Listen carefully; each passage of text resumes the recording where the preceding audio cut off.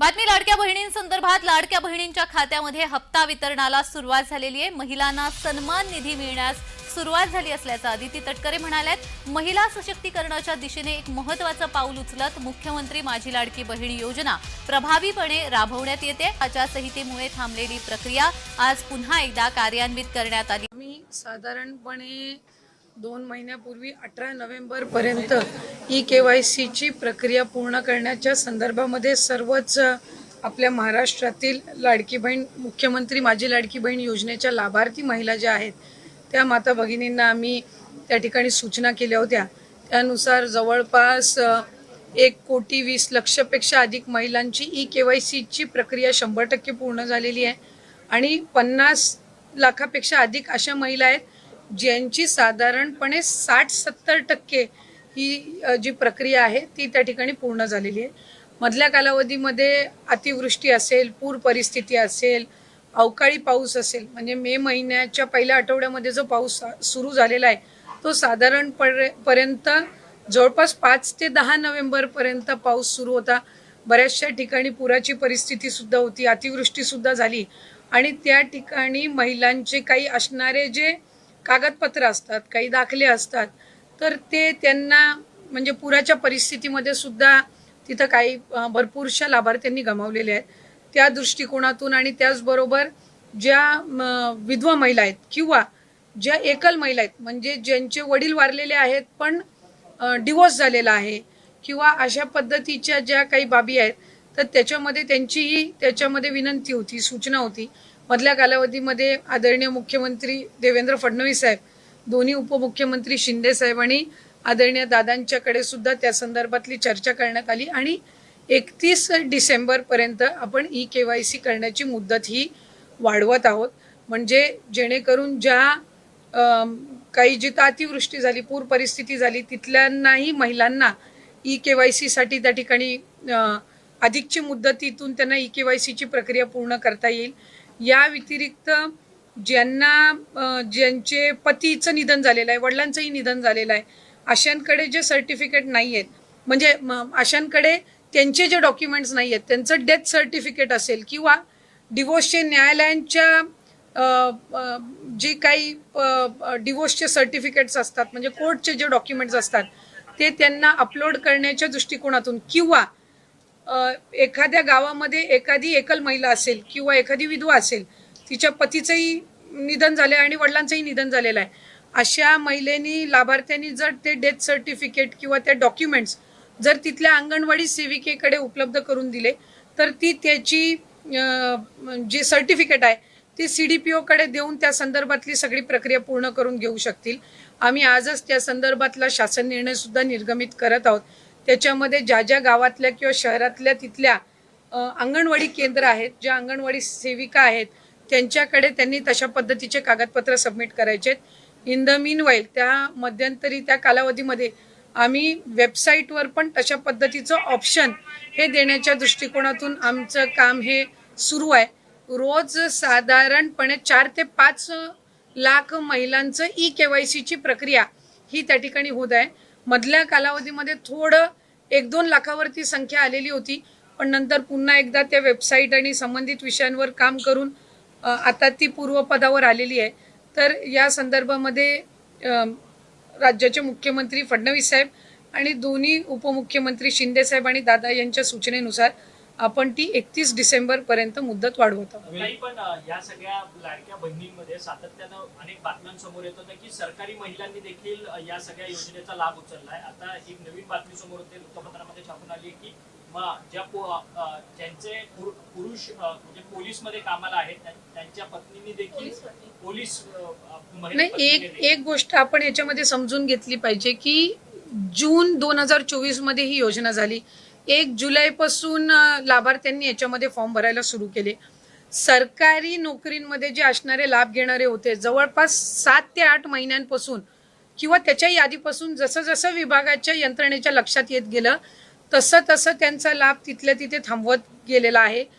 6-8 महिन्यानंतर ज्यांचं निदर्शनास आलेलं आहे त्यांच्या पगारातून ती ट्रेजरीमध्ये म्हणजे सरकारी तिजोरीमध्ये परत घेण्याची प्रक्रिया सुद्धा जवळपास 6-8 महिन्यापासून त्या ठिकाणी सुरू आहे. आणि ज्यांना ज्यांना नवीन सरकारी नोकरी लागते, जशी पोलीस भरती जशी होते किंवा सरकारी नोकरी जशी लागते, तसं तसं ते डॉक्युमेंट त्या विभागाकडे देतात की आता मी या योजनेमध्ये पात्र नाहीये. तर त्या पद्धतीने आपण ते अपडेट करत असो.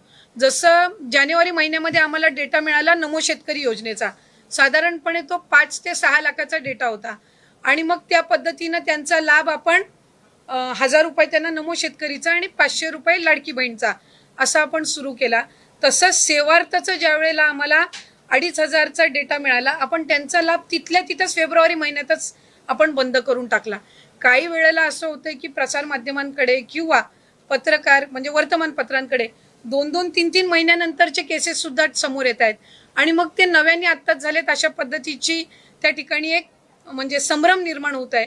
आम्हाला ज्या ज्या वेळेला सरकारी जिथं नोकरी लागलेली असेल किंवा काय, हे जसं त्यांच्या याच्यावर अपडेट होतं त्यावेळेसपासूनच आपण त्यांचा लाभ देण्याची प्रक्रिया बंद करत असतो.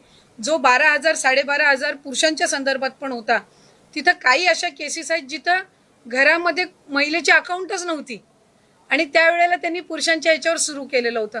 नंतर स्वतःची स्वतंत्र अकाउंट आल्यानंतर त्यांनी ते अकाउंट बदलण्याचा सुद्धा प्रयत्न केला. आता त्या सगळ्या याच्यामध्ये ही EKYCची प्रक्रिया ही अतिशय उपयुक्त ठरणार आहे की याच्यामधनं लाभार्थी जे जेन्युइन आहेत ते 31 डिसेंबरपर्यंत एकदा EKYC झालं की मग याच्यामध्ये अशा पद्धतीच्या कुठल्याही घटना ज्या 6-8 महिन्यापूर्वी झाल्या त्या होणार नाहीत. आणि जे पुरुष लाभार्थ्यांनी काही ठिकाणी जिथं लाभ घेतलेला आहे तिथंही आम्ही व्हेरीफाय केलंय. ज्या ज्या वेळेला लक्षात आलं त्यावेळेला त्याच वेळेला तिथं त्यांचा लाभ वितरणाची प्रक्रिया ही थांबवण्यात आलेली आहे. आणि ज्यांची नाही तर त्यांना दंड आकारण्याच्या संदर्भातली सुद्धा किंवा त्यांच्याकडनं ती जी रक्कम आहे ती पुन्हा एकदा वसूल करण्याच्या संदर्भामध्ये सुद्धा जो प्रस्ताव आहे तो विभागाच्या वतीने शासनापर्यंत जाणार आहे. पण ही ज्या सरकारी कर्मचाऱ्यांच्या कुटुंबाकडनं हा लाभ घेण्यात आलेला आहे, ही रक्कम काही जमा झाली का किंवा त्याचा काही अंदाजित आकडा आहे का? अंदाजित म्हणजे साधारणपणे मी आपल्याला म्हटल्याप्रमाणे सुरुवातीच्या कालावधीमध्ये आम्हाला सेवार्थीचा आलेला, सेवार्थी खरं तर 8,000 पेक्षा जास्ती आहेत, पण आम्हाला तो डेटा जसा उपलब्ध झाला 2-2.5 हजारचा, आम्ही तिथल्या तिथे ती प्रक्रिया त्यांना वितरित करण्याची थांबवली. साधारणपणे फेब्रुवारी महिन्यातली घटना आहे. सरकारीमध्ये पण बरेचसे असे आहेत ज्यांची सरकारी नोकरी लागल्यानंतर स्वइच्छेने त्यांनी आपलं जे चलन असतं सरकारी चलन याच्यातनं त्यांनी ती रक्कम परतफेड केलेली आहे. जिथं जिथं प्रशासनाच्या स्थानिक प्रशासनाच्या लक्षात आलं तिथं तिथं त्यावेळेला त्यांनी एकतर तो लाभ बंद केलेला आहे आणि जर त्यांना 3 महिन्याचा लाभ गेला असेल तर त्यांच्याकडनं दर महिन्याचा वसूल करण्याच्या संदर्भामध्ये सुद्धा प्रक्रिया केलेली आहे. त्यामुळे साधारणपणे ही जी संख्या आहे ही काही फार मोठी नाही आहे. म्हणजे तसं बघायला गेलं तर 1% पण आतली असणारी संख्या आहे.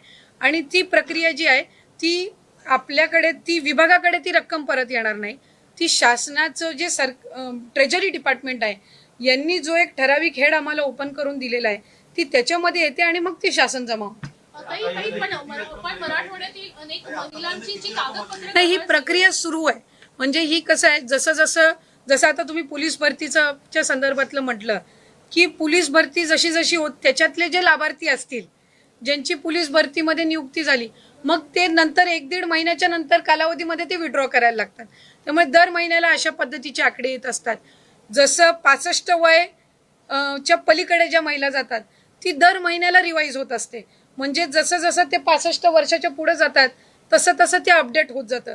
म्हणजे जे ऑक्टोबर महिन्यामध्ये लागू आहे ते नोव्हेंबरमध्ये लागू होईलच अशातला काही भाग नसतो.